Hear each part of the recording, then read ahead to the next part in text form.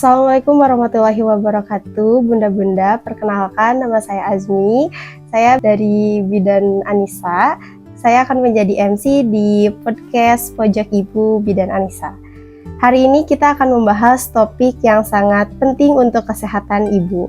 Banyak sekali para bunda-bunda yang mempunyai banyak pertanyaan nih tentang antenatal care. Kali ini kita akan berbincang dengan seorang ahli kebidanan, yaitu Bidan Yeni. Assalamualaikum Bu Bidan, gimana kabarnya? Waalaikumsalam warahmatullahi wabarakatuh. Alhamdulillah baik deh. Alhamdulillah baik ya Bu Bidan ya. Untuk saat ini kesibukan Bu Bidan apa nih Bu? Kesibukannya banyak ya, setiap hari tanggalnya hitam. Jadi kalau mau libur, meliburkan sendiri. Setiap hari ya biasa praktek ya, kemudian aktif di yayasan juga, aktif di organisasi IBI juga, sambil kuliah juga, menjadi ibu rumah tangga juga ya, menjadi seorang istri juga ya, jadi ya masya Allah lah dijalani sehari-harinya. Berarti sambil kuliah juga sekarang melanjutkan ini ya, pendidikan profesinya ya. Betul. Doakan juga semoga nanti S2 S3 ya. Amin. Alhamdulillah. Untuk selanjutnya kita akan membahas tentang antenatal care. Bu Bidan bisa dijelaskan nggak sih secara singkat gitu ya tentang antenatal care itu seperti apa? Antenatal care itu kan pemeriksaan kehamilan ya, pemeriksaan kehamilan yang diberikan kepada ibu hamil dari trimester 1 sampai trimester 3. Yeah. Pemeriksaan kehamilan ini untuk memastikan keadaan ibu hamil itu sehat, untuk memastikan juga kesehatan janin sehat, dan juga untuk memberikan informasi seputar kehamilan ya, persalinan, dan nanti masa nifas dan bayi baru lahir. Untuk kegiatan antenatal care ini penting nggak sih untuk ibu hamil gitu ya Bu? Sangat penting ya bagi para bunda yang sedang hamil. Antenatal care itu kan harus dilakukan itu selama kehamilan ya, baik dari trimester 1, 2, dan 3. Untuk apa? Agar sahabat bunda itu bisa mendapatkan informasi yang benar, yang lengkap, atau wawasan yang menambah ilmu seputar kehamilan. Apalagi nanti juga dipersiapkan juga untuk persalinannya, kemudian untuk perawatan bayi baru lahirnya gitu. Kemudian juga kan kegiatan antenatal care atau pemeriksaan kehamilan yang berkesinambungan ini kan bermanfaat ya, untuk memastikan ibu hamilnya sehat, tumbuh kembang janinnya juga sangat optimal ya, dan juga untuk biar mendeteksi apabila ada penyulit-penyulit selama kehamilan, agar apa? Untuk mengurangi risiko gangguan kehamilan yang bisa berdampak kepada ibu dan janin. Jadi bisa dideteksi dari awal gitu ya, kalau misalnya secara rutin memeriksakannya. Betul. Untuk manfaatnya sendiri, antenatal care itu apa aja sih Bu Bidan? Manfaatnya itu sangat banyak ya. Yang pertama, manfaat dari antenatal care atau pemeriksaan kehamilan secara berkesinambungan itu dari trimester 1 sampai trimester 3 itu yang pastinya untuk memastikan bahwa ibu hamil itu sehat. Kemudian memastikan juga janin sehat atau tumbuh kembangnya optimal. Kemudian untuk mendeteksi juga apakah ada penyulit-penyulit selama kehamilan ya, baik itu yang berdampak kepada ibu hamil ataupun yang berdampak kepada janin ataupun yang berdampak kepada ibu hamil dan janinnya. Kemudian juga untuk memberi wawasan juga kepada ibu ya, bagaimana bila ada ketidaknyamanan sama kehamilan, bagaimana solusi penanganannya, atau bahkan bila ada penyulit kehamilan itu bisa diberikan gitu ya, solusi-solusi kepada ibu hamil tersebut apabila ibu hamil tersebut melakukan pemeriksaan kehamilan secara berkesinambungan. Banyak sekali ya Bu Bidan ya manfaatnya. Jadi sayang sekali buat para bunda-bunda yang melewatkan pemeriksaan antenatal care ya di usia kehamilannya. Iya betul Teh. Untuk sekarang nih Bu Bidan, kan banyak nih mitos-mitos yang beredar gitu ya tentang pemeriksaan antenatal care atau misalnya yang dipercayai oleh orang tua dari ibu hamil gitu ya. Bisa dijelaskan nggak sih beberapa mitos yang sering ada mungkin ya yang dipercaya oleh orang tua Bu Bidan di kalangan masyarakat? Tergantung juga ya mitos itu berlaku di wilayah mana gitu ya. Itu kan kadang sesuai dengan culture daerah masing-masing ya. Akan tetapi kalau secara generalnya biasanya antenatal care itu atau pemeriksaan kehamilan yang berkesinambungan itu biasanya kan kalau hamil pertama nih. Iya, Kalau hamil hamil pertama. pertama kan selalu intensif banget ya. Jadi hamil pertama itu dari awal dia periksa hamil, Mm-mm, disertai mm-mm. USG juga gitu ya, trimester 1, 2, 3 dikerjakan gitu. Sedangkan kalau anak kedua, ketiga, keempat, bagi kelima, keenam gitu. Nah itu biasanya tidak terlalu diperhatikan pemeriksaan kehamilannya karena punya pemahaman bahwa ya semuanya itu terkhusus kehamilan yang pertama. Padahal itu tidak benar adanya kan. Bahwa setiap kehamilan itu dia wajib melakukan pemeriksaan kehamilan secara berkesinambungan. Kalau untuk kita nih sebagai orang tua gitu ya, sebagai bunda-bunda yang lagi di fase mengandung gitu ya, mengalami kehamilan, bagaimana cara kita membedakan antara fakta sama mitos-mitos nih tentang antenatal care-nya? Nah sebenarnya itu kalau untuk membedakan, nah ini ya sekarang itu kan dunia digital ya, kebanyakan ibu-ibu itu langsung scroll saja ya di internet ya informasi itu. Padahal internet itu hanya memfasilitasi informasi, akan tetapi bagi yang tidak mengerti atau masyarakat awam terkadang menjadi kadang solusi, kadang jadi berpikirannya terlalu berlebihan yang tidak sesuai dengan kasus ibu hamil tersebut. Nah alangkah baiknya membedakan mitos atau fakta itu seringlah berkonsultasi atau selalu berkonsultasi dengan bidan atau dokter kandungan, atau seperti inilah Bidan Anissa ya Permatasari dan klinik utama dokter kita ini yang ada di Antapani itu kan membuka secara bebas jalur konsultasi itu ya.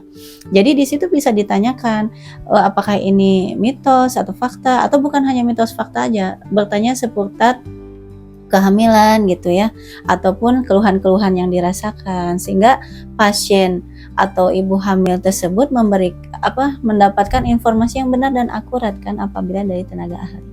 Jadi kalau misalnya dapat pertanyaan yang mungkin belum tahu, bisa langsung ditanyakan kepada yang ahlinya gitu ya, bidan ya. Daripada berasumsi mungkin yang tidak-tidak gitu ya, apalagi dari informasi yang belum jelas gitu ya. Kalau di ini. Bu Bidan bisa dijelaskan nggak sih secara singkat bagaimana jadwal kunjungan para ibu hamil gitu ya untuk ke bidan itu harusnya berapa kali sih yang efektif dan mungkin bermanfaat bagi kehamilannya? Nah sebenarnya ibu hamil itu minimal dia harus periksa itu total selama kehamilan itu 4 kali. Satu kali itu di trimester pertama kan. Trimester pertama itu adalah 0 sampai 12 minggu. Kemudian 1 kali di trimester kedua. Trimester kedua 14 minggu sampai 26 minggu. Nah kemudian 2 kali pemeriksaan saat trimester 3 saat usia kehamilan 27 sampai 40 minggu. Nah itu minimal itu antenatal care yang harus didapatkan oleh ibu hamil agar setiap trimesternya diketahui kan perkembangan kehamilan dan juga pertumbuhan janinnya. Beda lagi dengan kunjungan USG mungkin ya, kalau misalnya itu boleh ditambahin. Ya itu USG itu kan tambahan ya atau penunjang apabila ada indikasi penyulit atau bisa jadi karena keinginan pasien sendiri. Akan tetapi secara prosedural atau standar operasi prosedural itu 4 kali wajib ibu hamil itu memeriksakan kehamilannya. Untuk selanjutnya nih Bu Bidan, apa aja yang perlu dibawa nih saat ingin melakukan pemeriksaan ANC? Mungkin untuk para bunda yang pertama kali periksa ada kebingungan gitu ya, bawa apa aja nih ke bidan gitu, apakah bawa hasil USG-nya atau mungkin ada yang belum punya buku PING harus bawa buku PING atau gimana gitu yang harus dibawa dan dipersiapkan. Sebenarnya kalau untuk pemeriksaan kehamilan itu kan pastinya membawa kartu identitas ya, bisa berupa KTP ya atau kartu keluarga. Apalagi kalau misalnya menerima pelayanan BPJS ya berarti dengan kartu BPJS. Tetapi yang tidak boleh dilupakan adalah setiap ibu hamil pergi kemanapun dia harus selalu membawa buku KIA yang berwarna pink karena kan yang namanya kehamilan itu sedang berkunjung kemana dia ingin memeriksakan kan harus dibawa juga buku KIA. Atau misalnya dia ada keluhan, sedang berkunjung kemana, dia ingin memeriksakan, kan harus ada buku KIA juga ya. Itu yang paling penting. Yang harus dibawa gitu ya.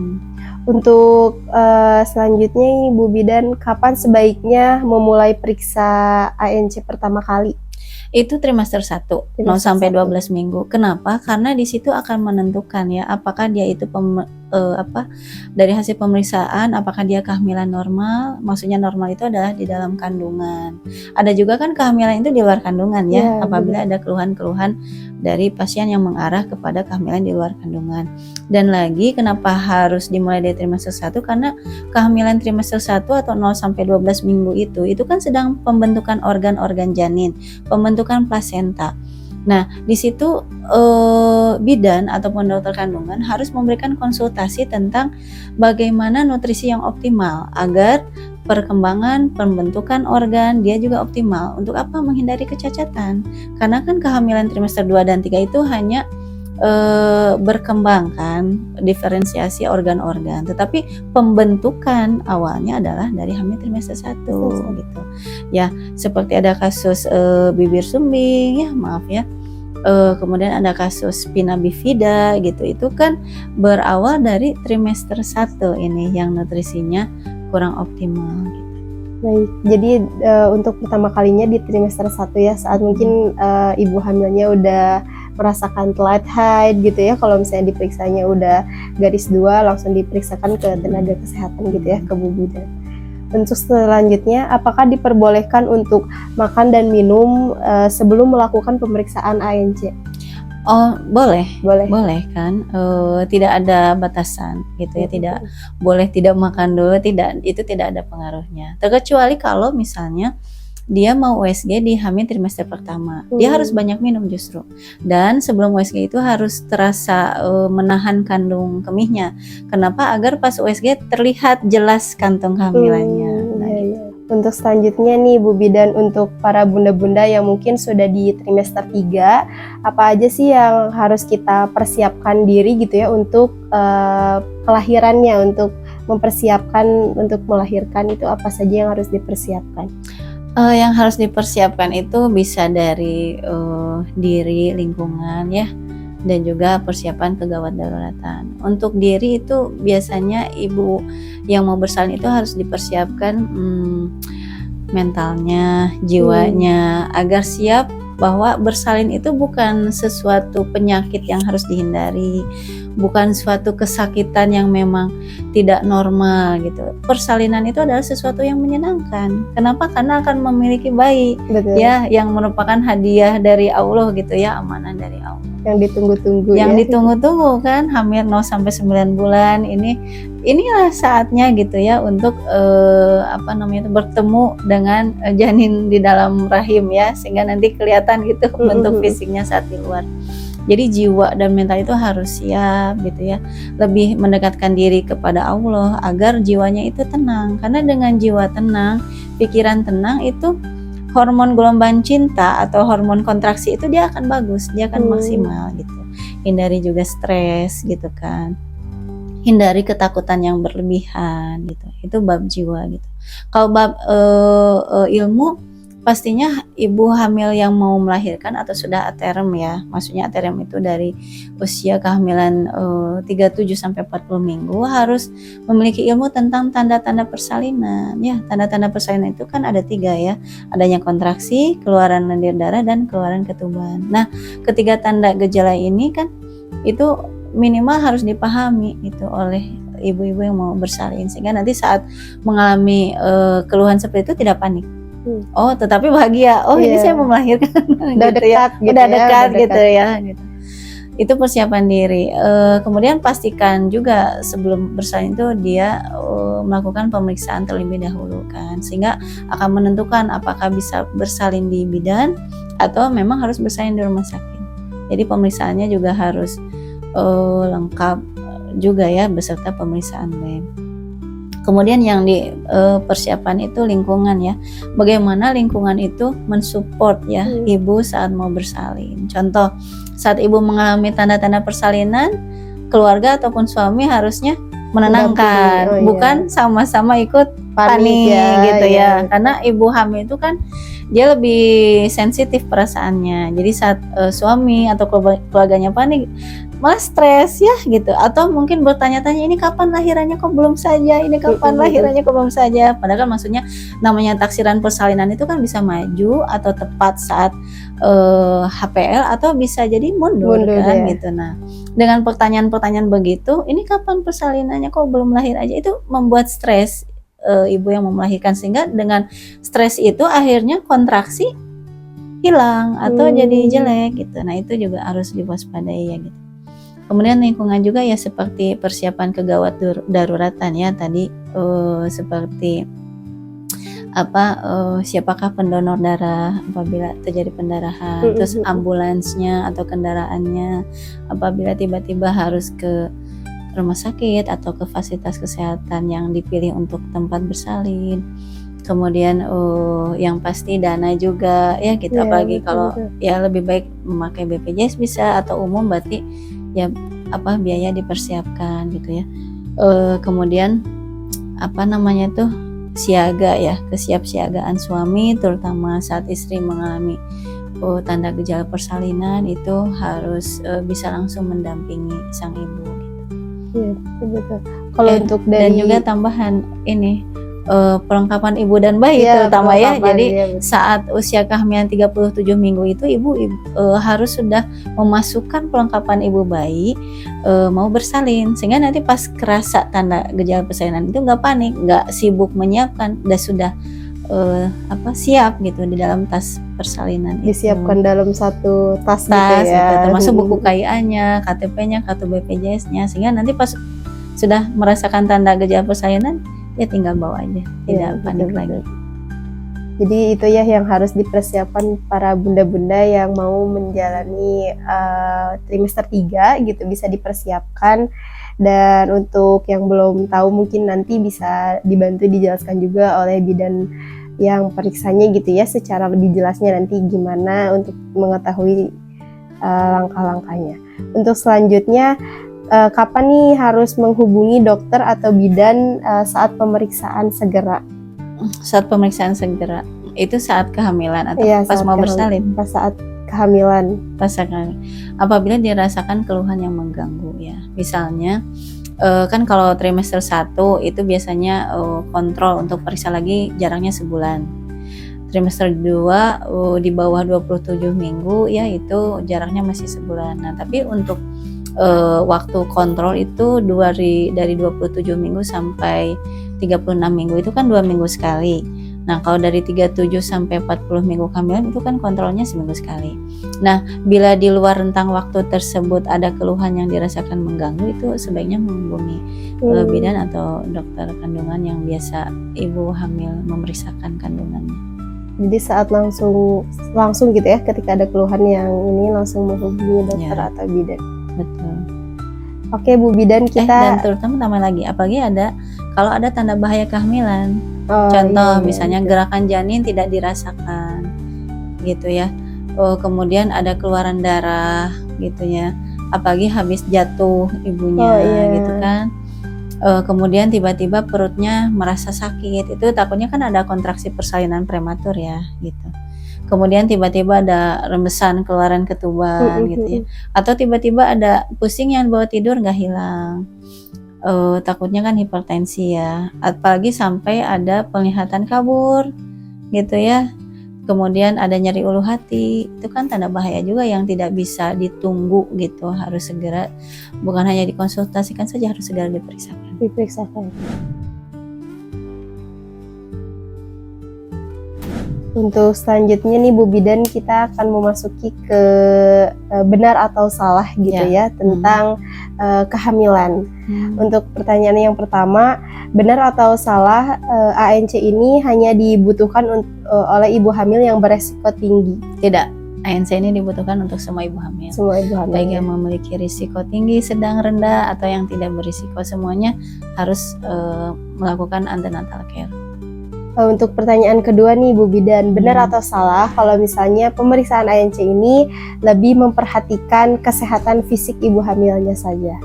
Tidak juga, karena yang namanya pemeriksaan kehamilan itu kan holistik ya, menyeluruh, komprehensif, berkesinambungan. Jadi bukan hanya fisik, tetapi psikologisnya juga, karena ibu hamil itu tidak jarang mengalami keluhan-keluhan itu karena diakibatkan oleh psikologis itu sendiri, contoh stres, sehingga dia menyebabkan mual muntah berlebihan yang sebenarnya bisa ditangani di rumah, tetapi karena stres itu jadi memperberat. Atau misalnya kehamilan tidak diinginkan ya gitu, itu ya banyak sekali dampaknya dari psikologis itu, sehingga saat bidan sebagai provider sekaligus konselor itu kan konsultasi itu, ibu itu tidak hanya menceritakan keluhan fisik yang dialami, kadang keluhan psikologisnya juga. Itu bidan tuh sebagai konselor bukan banyak bicara, tetapi banyak mendengarkan. Nah, di saat sesi konsultasi di akhir-akhir baru bidan memberikan konselingnya sesuai kebutuhan pasien. Jadi tidak hanya memerhatikan fisik aja ya. Betul. Untuk pemeriksaannya. Termasuk keuangan pasien juga. Iya, betul. Bidan juga kan sebagai provider, apakah ibu ini sebaiknya BPJS gitu ya, atau umum, atau misalnya persiapan dana mau persalinan. Apalagi kan bagi hamil pertama itu wawasan tentang itu kan kurang ya gitu, belum tahu apa-apa, sehingga bidan sebagai provider sekaligus konselor harus memberikan informasi yang lengkap. Baik, untuk pertanyaan ketiga, benar atau salah tujuan utama dari pemeriksaan ANC ini untuk memastikan kehamilan yang sehat dan persalinan yang aman? Ya benar gitu, karena prinsip asuhan kebidanan di antenatal care ini adalah memastikan kehamilan sehat, kemudian janin tumbuh kembang optimal dan mengurangi risiko terhadap ibu dan janin, sehingga tadi betul ya, untuk memastikan semuanya sehat dan nanti persalinan aman. Untuk pertanyaan selanjutnya, benar atau salah nih Bu Bidan kalau ANC ini dapat mengurangi angka kematian ibu dan bayi? Betul ya gitu, MDGs itu ya, target MDGs itu menurunkan AKI dan AKB. Nah, angka kematian ibu dan angka kematian bayi itu berdasarkan antenatal care yang berkesinambungan dan komprehensif. Jadi selama ibu hamil itu memeriksakan kehamilannya tadi ya, yang rutin ya, atau minimal 4 kali selama kehamilan, itu harapannya adalah meminimalisir risiko penyulit bagi ibu maupun janin, sehingga harapannya kan ya angka kematian ibu dan angka kematian bayi turun ya. Jadi bisa yang tadi juga yang udah dijelaskan sama Bu Bidan ya, bisa mendeteksi gitu ya dari yang kalau misalnya ada yang ketidaksesuaian gitu. Betul, ya. Jadi atau ada penyulit ya. Ya, betul-betul. Untuk selanjutnya, benar atau salah untuk ANC ini tidak memiliki resiko yang berat gitu ya? ANC itu tidak berdampak berisiko gitu. Ya tidak. Justru ANC itu atau pemeriksaan kehamilan berkesinambungan itu justru itu fasilitas bagi ibu hamil agar dipastikan hamilnya sehat, janinnya tumbuh kembangnya optimal, sehingga persalinannya aman. Baik, terima kasih Bu Bidan Yeni telah memberikan penjelasan gitu ya kepada bunda-bunda semua. Semoga nanti yang disampaikan tadi Bu Bidan bisa bermanfaat dan bisa menambah wawasan para bunda-bunda di rumah. Semoga informasi ini juga bisa disebarluaskan gitu ya kepada seluruh bunda-bunda. Untuk bunda-bunda, jangan ragu untuk berkonsultasi dengan Bidan Anissa dan memeriksakan kehamilannya di Bidan Anissa. Di Bidan Anissa buka pelayanan dari pukul 7 sampai pukul 9 malam. Dan di klinik dokter kita juga para bunda bisa memeriksakan USG, dan untuk harinya dari hari Senin sampai hari Kamis. Untuk jamnya bunda-bunda bisa langsung reservasi via WhatsApp dokter kita. Untuk selanjutnya, sampai jumpa di episode selanjutnya. Jangan lupa memberikan kritik dan sarannya melalui kolom komentar di bawah. Jangan lupa like dan subscribe channel YouTube Bidan Anissa. Sampai jumpa di episode selanjutnya. Wassalamualaikum warahmatullahi wabarakatuh.